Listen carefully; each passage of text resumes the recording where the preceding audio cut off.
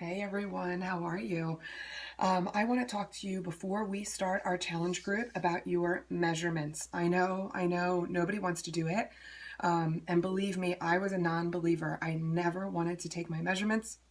I never wanted to get on the scale. I still don't. I don't own a scale, but we'll talk about that.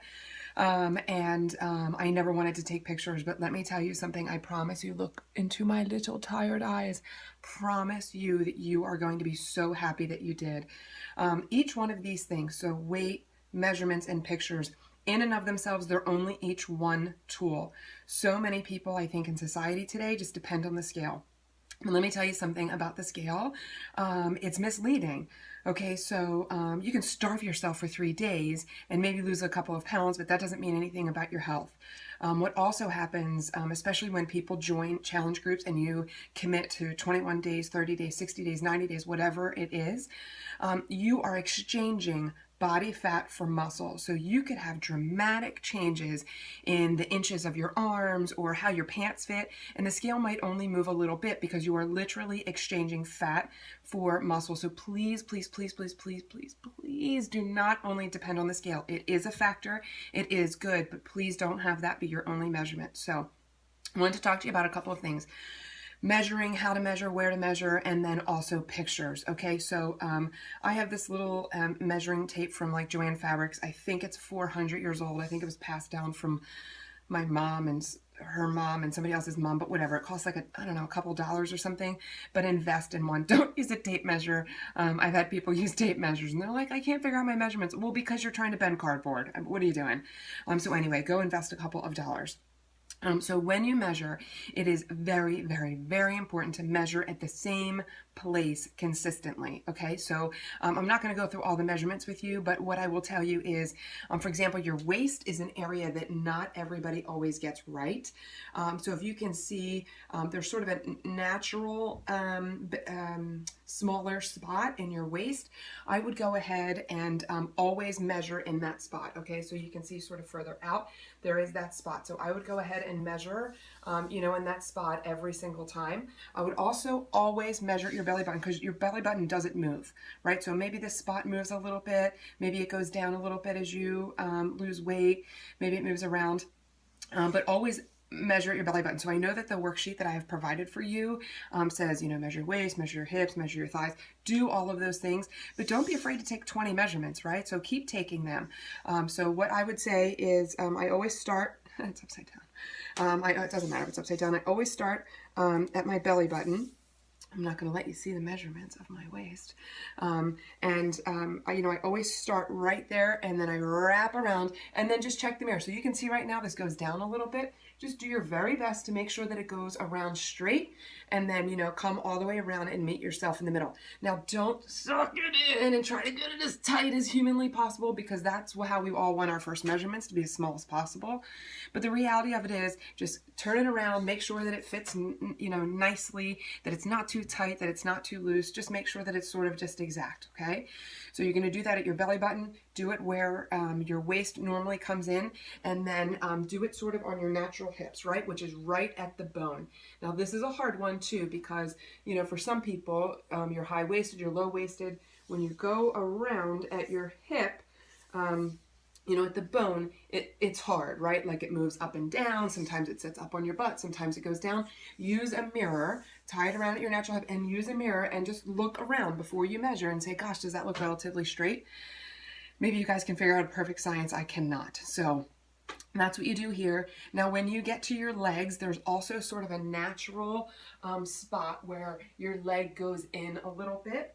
Measure there if you want, measure somewhere else. What I always like to do is to start at my knee, start at the same spot on my knee or on my hip, measure up or measure down. So, measure up however many inches. You can do it 5 different places on your thigh, but measure from your knee up or your actual hip bone down. Sometimes the hip bone's easier, so you can find exactly where your hip bone is. Let the measuring tape drop and then go down, go down 8 inches, 10 inches, 12 inches, whatever it is, and then find that spot and then measure straight around. And again, look around in the mirror, make sure that, the tape isn't crooked and it's up and down and loose.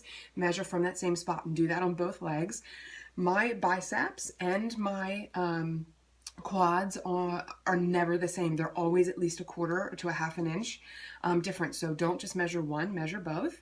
And then I always measure my calves too. I have little tiny calves, but I do the same thing. You can either measure starting from, your bone down here, and measure a place up, and then you can go from there, or measure from your knee down to make sure that you're always getting the same spot. And then with your biceps, same thing. You can say, okay, I'm going to try to find the middle of my bicep. Do it. Great. And then, or you can start, from the crease of your elbow, measure up, and then go around, measure from your shoulder. I think that's a little bit less sophisticated to do it from here, because I never do it right. It always has the wrong spots. So that's what I would suggest. Men and women from your chest, just sort of try to get to the middle of your chest. Again, you can measure from up or down or whatever. But that's what I have learned over time, that when I first started taking my measurements, I was just like, waist, and I just started measuring. Then the second time I measured, I'm like, where did I measure that from? And I didn't really do a great job. So I keep my stuff in an Excel worksheet just because that is easier for me. Keep it in a notebook, keep it wherever you want to do. But when you do your measurement, so for example, when you do your midsection, write down in the column, midsection exactly at belly button, midsection 3 inches up from belly button, 3 inches down from belly button, on hip bone. Be really exact so that when you go back and do it time and time again, that you're taking the exact same measurements, okay? So that's that. From a picture perspective, I'm not in the best room to show you this, but what you should always do is wear something, girls, wear something like this, where you have, shorts that are sort of light and not big and baggy, so you can actually see what's happening, and a sports bra. So even though you might not be interested in what you look like in a sports bra, it's really important that you're not covered up, because if you're wearing t-shirts and baggy pants and all of those things because, you're like, oh, I don't want to see these pictures.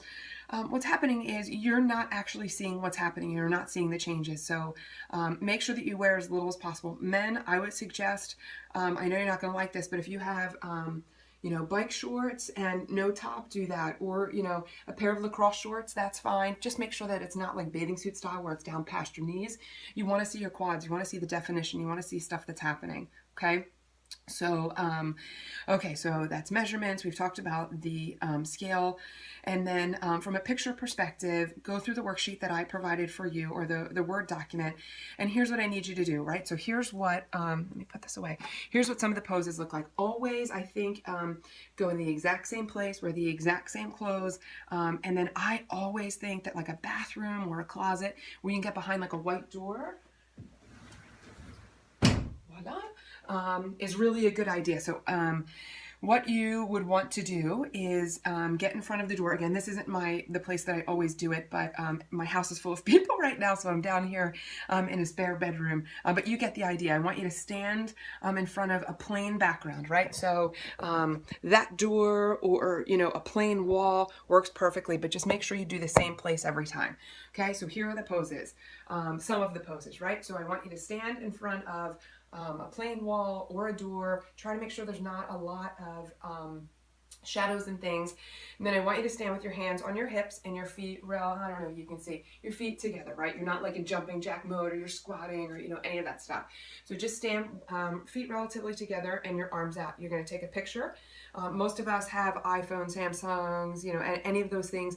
On your camera button, you have like a delay. So instead of the selfie, because this is how I started out with my selfies, you can't get far enough away to really get a full picture. So set it somewhere, set your timer, walk away, pose, okay? So pose like this, frontwards, turn around, pose backwards, okay? Then you want to do it from both sides. Now, if you're like this, you can't really see your side. So hands behind you, hands in front of you.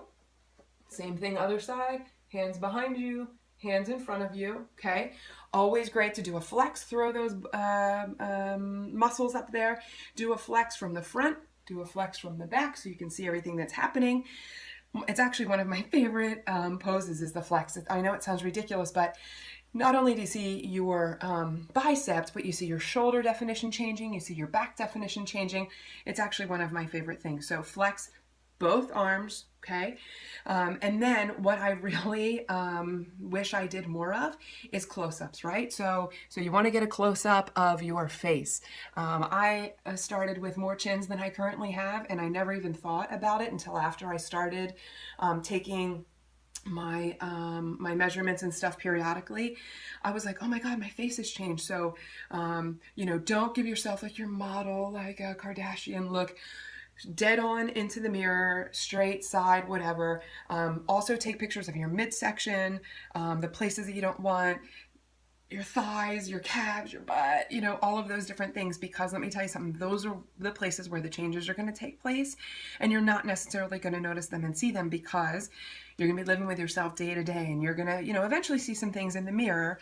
People are going to notice them too, but because you're looking at yourself every moment of every day, you're not going to see some of these changes until you start taking your pictures and looking at them side by side, okay? So hopefully that was helpful to you.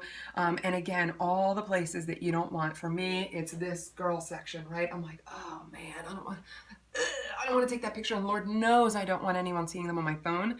I take all the pictures on my phone and then I transfer them to a folder on my computer so that if somebody picks up my phone, they're not like, oh, look at you, half naked. That happens to some people. Never happened to me, but it's happened before, and I can't imagine that happening to me. So I take all my pictures and then transfer them. And then the very last thing I want to say to you is do these things, measurement, weight, and pictures, before the start of your program. Okay, so if you've already started or whatever, that's fine, but as a general statement, before the start of your program. And then do not, can you see me? Do not do them again until after your program, okay? So anybody doing the 21-day fix, you don't do it for 21 days. If you're doing 22-minute hard corps, that's 8 weeks. If you're doing P90X, that's 12 weeks. Okay, whatever your program is, that the beginning of your program you do these measurements, the end of your program you do these measurements, and that is it, okay? So you will know in any of my challenge groups, if you're like, oh my God, I got on the scale today and I lost a pound, I gained a pound, what's happening? It's not gonna go well, okay? So measure yourself, weigh yourself, take your pictures and be done with it for however long the challenge group is. And then at the end of the challenge group, you'll do all of those things again, and you'll assess how you've done, okay? In between then, you're gonna know how you feel because of the way your clothes fit, the way that your stomach feels. During programs, I know people have said, oh my God, I did clean eating and then I went out to a pizza party.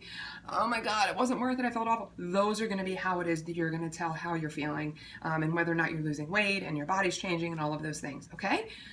So that's all I have to say for now. I know that was a lot. It appears that I'm just under 13 minutes of blabbing at myself, but I hope that this was helpful. I'm going to go get my workout on, and I hope you guys have a great day. Call me, email me, messenger pigeon, PM me, whatever, if you have any questions, all right?